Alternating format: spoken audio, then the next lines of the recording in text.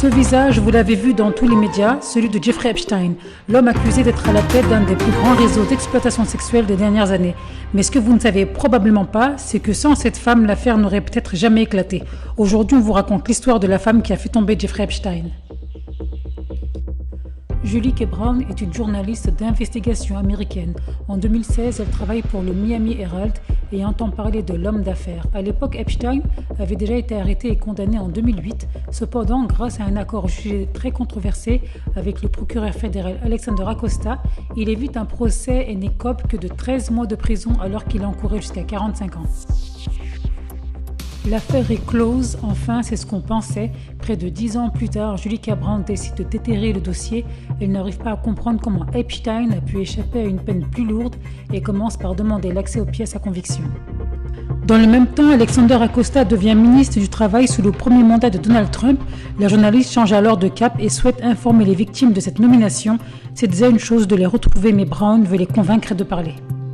Pendant plus de 2 ans, elle collecte des documents, elle s'entretient avec les jeunes femmes, souvent mineures au moment des faits, elle analyse au peigne fin le rôle du procureur Acosta. Finalement, sur les 80 victimes identifiées, 8 vont accepter de témoigner. L'explosion médiatique. Fin 2018, la bombe médiatique est prête à exploser le 28 novembre 2018. Le Miami Herald publie une série de 3 articles explosifs sous le titre « Perversion of Justice ».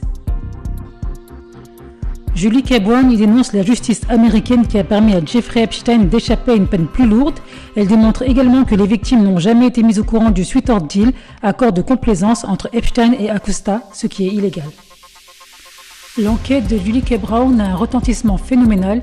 Quelques mois plus tard, en juillet 2019, le milliardaire est arrêté pour trafic sexuel et organisation de trafic sexuel. Il est accusé d'avoir sollicité des massages à des filles mineures, de les avoir agressées sexuellement, puis de les avoir enrôlées pour recruter d'autres victimes contre rémunération.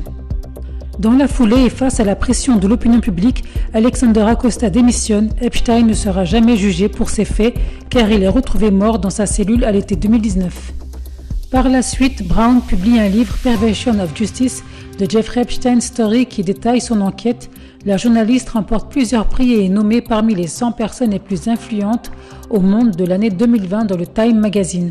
Depuis, elle est reconnue comme la journaliste qui a fait tomber Jeffrey Epstein.